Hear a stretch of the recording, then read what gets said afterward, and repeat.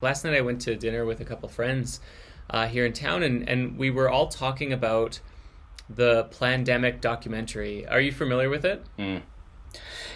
Some people have sent it to me. I haven't watched it yet, but yeah, I'm Yeah, familiar with what you're it's talking about. it's Yeah. it's pretty wild. I mean, because it really breaks down a lot of evidence and support for the idea of like how this whole pandemic really was a staged or a planned event kind of thing, right? And of course, it's very interesting that like all of the media is really like violently attacking, blocking, banning.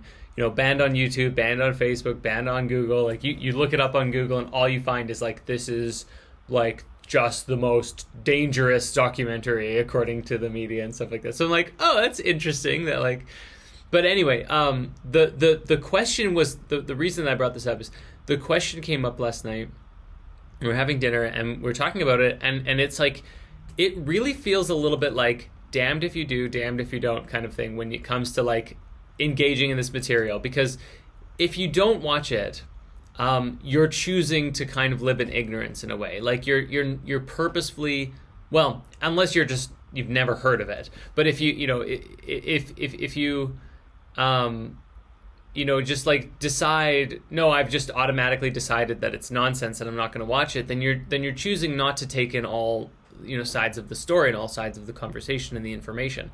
But once you do take it in, and you start to look at the world through that lens a little bit, and just like even feeling it out, like seeing what is this, what is this like what it like what does it feel like to live in that reality, and like how does it feel to look at those arguments in that conversation that's made, and like to engage with really like that level of control that's imposed on on the world and stuff like that.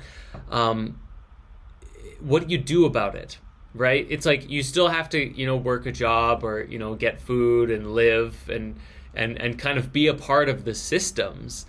And how do you live a holistic life if like literally it seems as though like, I mean, you go out to go shopping, and like even if you're just getting groceries, you're probably funding, like these wealthy multi-billionaires in some ways, right? And this kind of, you're kind of fueling this false matrix just by existing. And it's sort of like, wow, like how do you go on after that? Like where's the balance line? And I feel like you kind of really just touched upon that in a beautiful way of like, I mean, maybe you can even get even more into it if there's anything that comes to you, but just the basis of still striving to like like live that like a healthy life that is in alignment with your soul seems like a pretty good place to start. Hmm.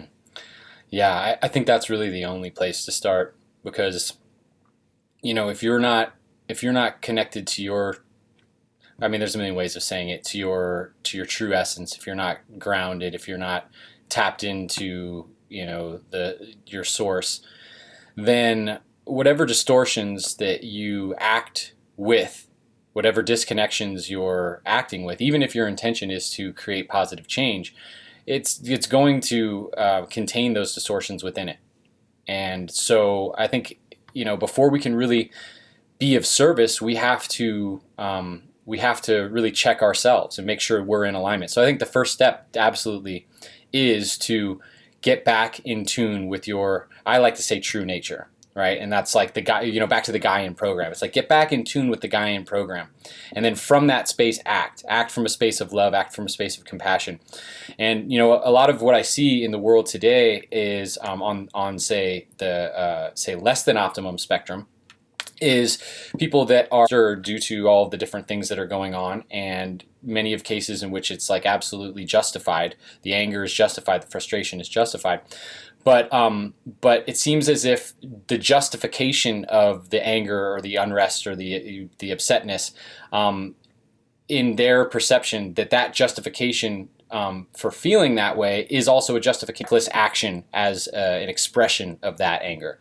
And where I feel like there is a very important aspect to acknowledging the rage or the frustration that we have in the world for all these things that are going on, that it's our responsibility and that there is actually something we can consider as sacred rage, right? Where it's actually it's the appropriate response to be angry to some of the disgraceful things that are happening. That is an appropriate response. But how we express that response can be in a reckless way or in a responsible way. And so how do we express our anger? How do we express our rage or unrest in a way that actually helps, right? Not just just like like I said, reckless like expression of it.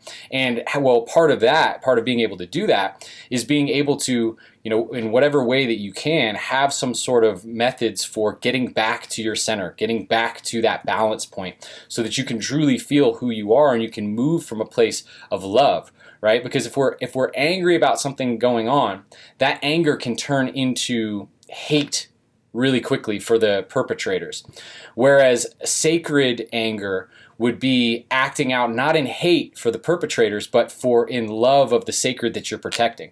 And that's a completely different space to operate from. So I feel that that it's absolutely imperative that we come back into balance. And this is, I was saying everything about the guy in program and whatnot, because it's this balance space that we need to start to operate from in order to truly be of service. And if we're not actually operating from a grounded, integrated space, oftentimes we create more problem than we actually solve. And it doesn't matter how justified we are in our anger or how clearly we can point out that there's problems with the world. It's our responsibility to take that and then alchemize that into an intelligent and grounded and heart-centered approach to our own expression in our life.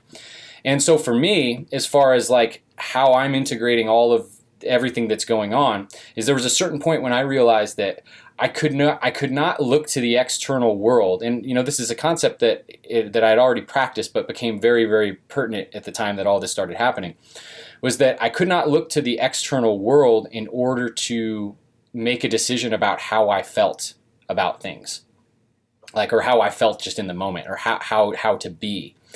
And and that's probably like a very common modus operandi for humans. It's like, well, you look around at your reality, and based off how good things are doing is how good you feel, right? But what I realized is that I needed to self-source good feeling, because if I just responded reactionarily to all of the atrocities happening on the planet, or all the misfortunes that would happen just even, say in my life or, anybody's life, if we respond that way to it, then then we're actually not in the driver's seat. We're in reactionary consciousness. And what changes things, what helps create a different world, is when someone from an internal conviction acts outwardly, as opposed to respond or a reactionary act that's coming from the interpretation of what's happening externally.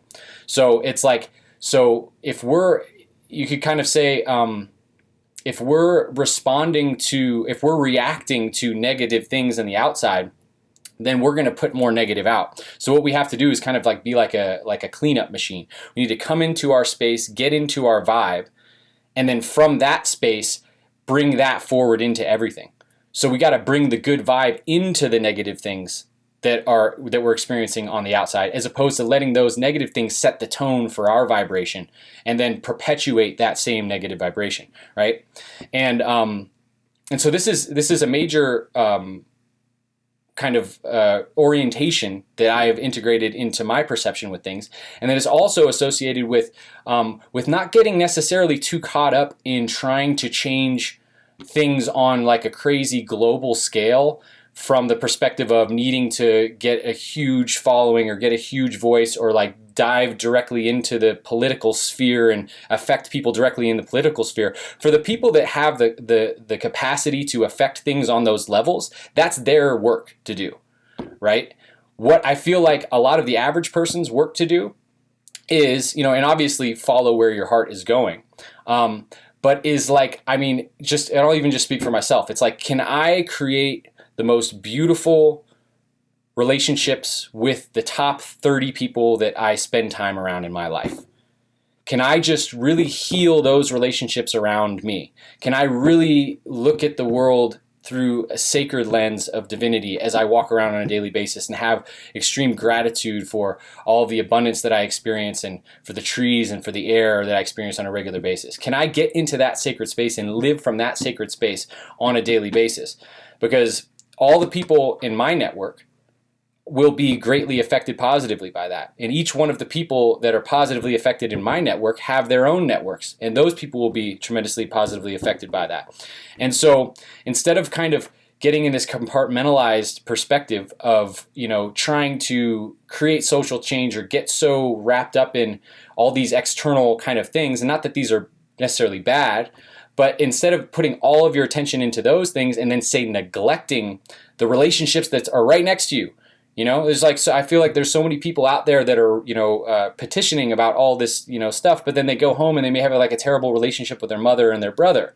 And it's like, okay, so, but can we fix our like everyday reality? Can we heal our everyday reality? And then from that space, which is part of this integration I'm talking about, we're in an integrated space, living an integrated life, then we might actually have the capacity to affect things in a more, I don't even know what word to use, like to start like aiming our attempts to be more on like a grand external scale. Because again, if we have unhealthy relationships and all sorts of stuff bound up in our everyday life, then that's going to translate into the kind of social change that we're trying to project or create in the external world. So heal ourselves first. I think this is really, really key. Oh man, you are speaking truth. And it's love and it's authenticity and it's beautiful. I really appreciate everything that you just described.